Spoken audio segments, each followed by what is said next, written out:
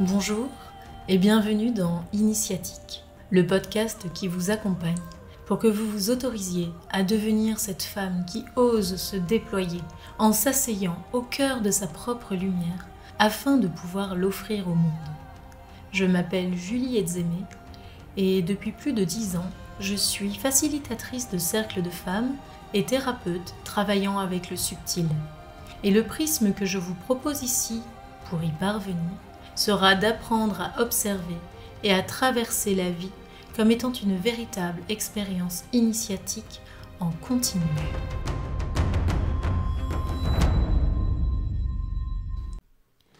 Bonjour et bienvenue à toutes dans ce nouvel épisode où nous allons plonger dans un monde fascinant, mystérieux et pourtant omniprésent. Aujourd'hui, je vous amène à la rencontre d'un personnage effrayant et captivant à la fois, celui de la sorcière. Mais attention, ce n'est évidemment pas juste une figure de conte ou de légende. Nous allons voir comment elle incarne aussi une femme puissante, libre et souveraine. Vous allez comprendre pourquoi, en ce moment, on voit cette figure partout. Et pas seulement parce que c'est bientôt Halloween. Que ce soit dans les séries, les livres ou même les réseaux sociaux, c'est comme si les sorcières sortaient de l'ombre pour se rendre ultra visibles et même ultra bankable. Alors, qui n'a jamais entendu parler de la sorcière maléfique dans les contes pour enfants ? De Baba Yaga dans les mythes slaves à la sorcière de Blanche-Neige, elles sont souvent perçues comme des figures effrayantes, maléfiques, mais à la fois guérisseuses et destructrices. Mais ces personnages ont une origine bien plus profonde. Si elles font peur, c'est parce qu'elles détiennent un savoir secret, une puissance invisible qui échappe aux normes.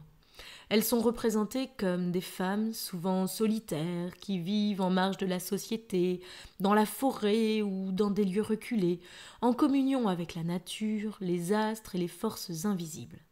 Elles connaissent le pouvoir des plantes, pratiquent la magie et possèdent une connexion avec le divin.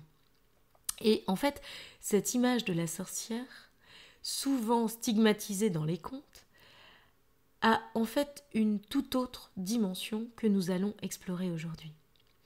Parce que si l'on va au-delà de la peur, la sorcière est aussi un archétype fascinant de la femme souveraine.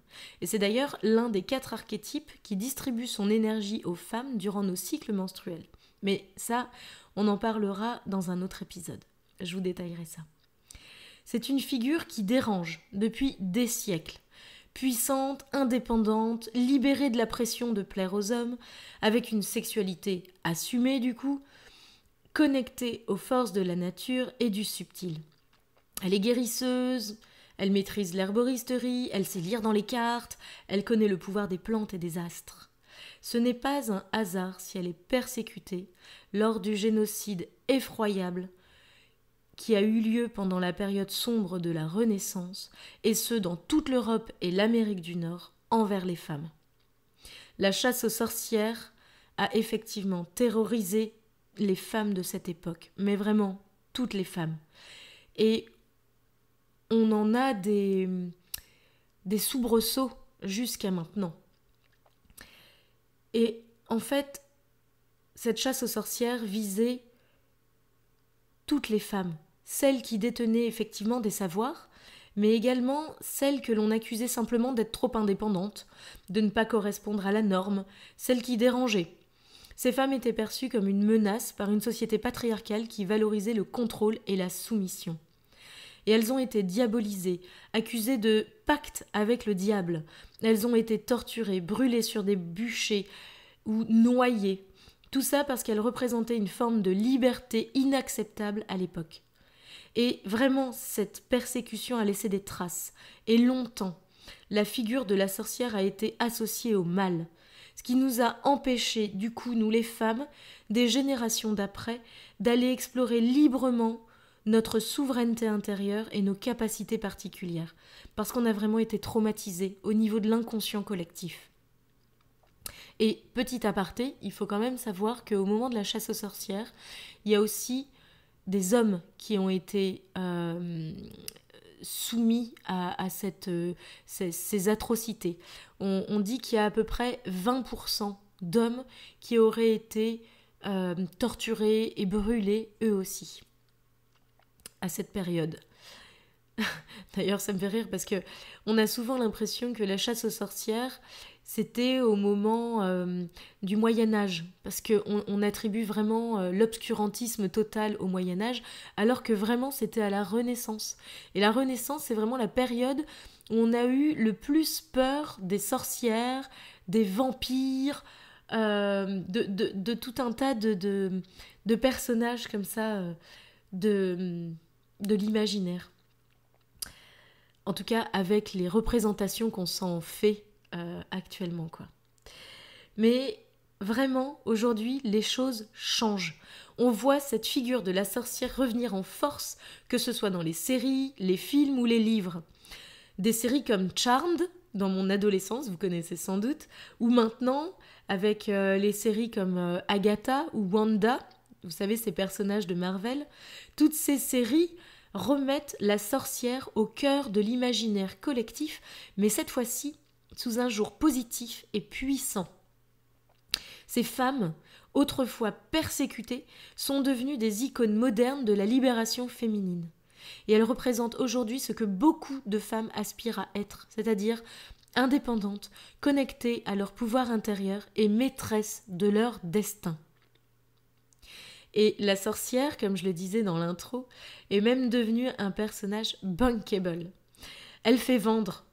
D'ailleurs, comme toutes les représentations des minorités, qui sortent de l'invisibilité totale pour devenir maintenant des incontournables dans les œuvres populaires.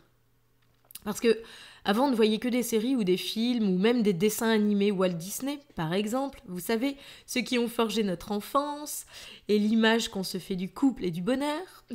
Vous voyez de quoi je parle? Avec uniquement des personnages plats et stéréotypés, des femmes qui ne souhaitaient qu'une chose dans la vie, qu'un valeureux prince vienne les délivrer du sortilège de la vilaine sorcière. Et tout ça dans un fabuleux package, dans une blanchitude la plus totale. Et du coup, les petites filles comme moi, métisses, n'avaient alors aucun modèle auquel se rattacher pour se constituer un imaginaire fort et débordant dans lequel des femmes issues des minorités, comme moi, auraient pu jouer un rôle important. Et c'est pareil pour les minorités sexuelles. Moi, je suis bisexuelle. Et oui, vive l'intersectionnalité chez moi, hein. Femme, métisse, bisexuelle. Eh bien, je peux vous dire que moi, ça me fait du bien, en fait, de pouvoir voir des séries ou des films où maintenant, il y a des couples atypiques qui sortent du traditionnel et patriarcal couple monogame hétéro. Alors, oui, c'est vrai, je suis aussi d'accord avec les gens qui trouvent que c'est un peu too much en ce moment. Il n'y a pas moyen de regarder un truc sans qu'il y ait un personnage noir, homosexuel et handicapé. C'est vrai. Parce que tout ce qui intéresse le peuple est repris et utilisé comme un produit par notre fabuleuse société capitaliste. Il suffit de regarder le bio, je trouve. Je trouve que c'est un super exemple, ça. Depuis une trentaine d'années, les consommateurs se questionnent sur l'origine et la qualité de leur nourriture et se tournent de plus en plus vers le bio. Donc, qu'a fait la grande distribution? Eh bien, elle a créé des marques vertes qui singent les représentations et les symboles commerciaux des produits bio des petits producteurs. Et ça marche. Et finalement, moi je me dis, tant mieux peut-être en fait. Parce que, bon, en tout cas, dans un premier temps, en tout cas. Parce que ça permet peut-être un réveil des masses auquel la grande distribution participe sans même s'en rendre tout à fait compte. Alors, oui, c'est sûr, faut pas que ça écrabouille les petits producteurs. Mais bon, ça, c'est une autre histoire. Mais par rapport au sujet qui nous intéresse là, je trouve que cette ultra-visibilité des minorités, comme de l'archétype de la sorcière, en fait, c'est un passage obligé. Tout ce qui était caché, considéré comme n'étant pas la norme, n'étant pas beau, n'ayant pas de valeur autre que celle de pouvoir être soumise, doit d'abord ressurgir d'une manière puissante et même exagérée, je trouve, pour espérer trouver un jour une place juste. C'est un équilibre, je crois. Et Du coup, je crois vraiment qu'un jour, la petite sirène noire, même si pour le moment c'est simplement un coup marketing complètement foireux de Disney, eh ben un jour, ça nous semblera normal. D'avoir des représentations autres que celles dans lesquelles on a baigné depuis toujours. Comme le fait que les femmes, un jour, auront tellement repris leur pouvoir intérieur et réhabilité la puissance de la sorcière en elles, qu'il semblera normal de porter cette puissance en nous et de l'exprimer au travers de nos actions, sans même plus avoir à revendiquer qu'il s'agit de cet archétype. Ce qui était autrefois caché, marginalisé, voire persécuté, est aujourd'hui mis en lumière et même célébré. Mais alors, pourquoi la sorcière renaît de ses cendres comme ça aujourd'hui ? Je pense qu'en fait, c'est parce qu'on parle de plus en plus des énergies subtiles, de la connexion à la nature, des cycles lunaires, de l'impact des astres sur nos vies. Cet intérêt pour la spiritualité et le sacré est en train de renaître depuis plusieurs décennies maintenant et se renforce vraiment fortement depuis à peu près 10 ans, je dirais, dans notre société qui avait perdu tous ses repères sacrés et qui se retrouve à présent en totale quête de sens. On est perdu en fait. Et je pense que la sorcière, c'est véritablement une artisane d'un monde nouveau, d'un monde empli de cette magie et de sacré, des notions, des valeurs, des dimensions qui faisaient avant partie intégrante de la vie des gens, pas que des femmes, mais des gens, et qui rythmaient le quotidien, et qu'on a perdu au fil des générations au profit de ce que j'appelle moi le dieu science. Et à notre époque, où les enjeux féministes restent encore forts et ô combien nécessaires à défendre, la sorcière nous offre une représentation de la femme forte, puissante, indépendante, qui écoute son intuition et qui met en valeur ses atouts féminins. Elle est la représentation féministe parfaite. Elle est devenue une véritable icône d'un féminisme spirituel. Et je trouve que ce qu'il y a d'hyper intéressant là-dedans, c'est que quand on regarde le féminisme, en fait, ça a été la même chose. C'est-à-dire que les femmes, depuis quasi tout temps, sauf si vraiment il a existé des sociétés matriarcales par le passé, dans un passé très lointain, en tout cas depuis ce qu'on connaît de l'histoire, les femmes ont été soumises au pouvoir masculin et patriarcal. Et il y a eu une colère, une rage qui a rugi dans les années 50-60 et qui a fait vraiment naître un mouvement féministe rageux où la colère était le moteur du changement. Et je pense que c'était très bien, c'était nécessaire. Du coup, les femmes sont passées de l'invisibilité totale à l'ultra-visibilité pour arriver à ce qu'on vit maintenant, qui n'est pas encore parfait évidemment, mais à, je trouve, des nuances de féminisme dans lesquelles on retrouve un peu plus de douceur, d'harmonie et de sagesse, de conscience. Moi, je prône un féminisme dans lequel on reconnaît la sagesse de la femme, mais également la sagesse de l'homme. Parce qu'on a évidemment besoin des deux polarités. La femme n'existerait pas sans l'homme et l'homme n'existerait pas sans la femme. Et il me semble qu'il est nécessaire maintenant qu'on puisse entrer dans un monde où ces deux polarités aient autant de valeur. Parce que c'est ça, à mon sens en tout cas, que prône le féminisme. C'est de se dire, ok, la femme a autant de valeur que l'homme. Et on ne cherche pas, en tout cas dans mon féminisme, on ne cherche pas à écraser l'homme et à reprendre le pouvoir absolu. On cherche à rétablir une harmonie. Je parle même pas forcément d'équité, parce que c'est une notion qui est très très très complexe, mais d'une harmonie et d'une liberté. Je crois que c'est vraiment les deux maîtres mots dans le féminisme auquel moi je crois. Et les archétypes féminins comme la sorcière et comme l'enchanteresse, on en parlera dans un autre épisode parce que c'est aussi vraiment un archétype qui me tient à cœur, mais c'est vraiment des archétypes qui incarnent pour moi ces notions hyper jolie et hyper puissante d'un féminisme spirituel dont on a besoin maintenant. Un féminisme qui reconnaisse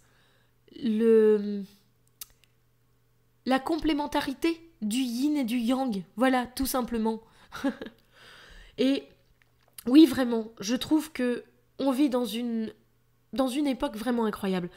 La sorcière qui était autrefois chassée, diabolisée, devient aujourd'hui l'incarnation d'une nouvelle ère, celle de la réconciliation avec la nature, le sacré et le pouvoir féminin. C'est comme si nous redécouvrions une partie de nous-mêmes, une partie qu'on avait oubliée ou qui avait été forcée de se taire. Alors, à présent, il s'agit d'entendre l'appel de ce féminin sage et sauvage qui rugit en nous en ne demandant qu'à être exprimé. Je vous remercie pour votre écoute. À tout bientôt.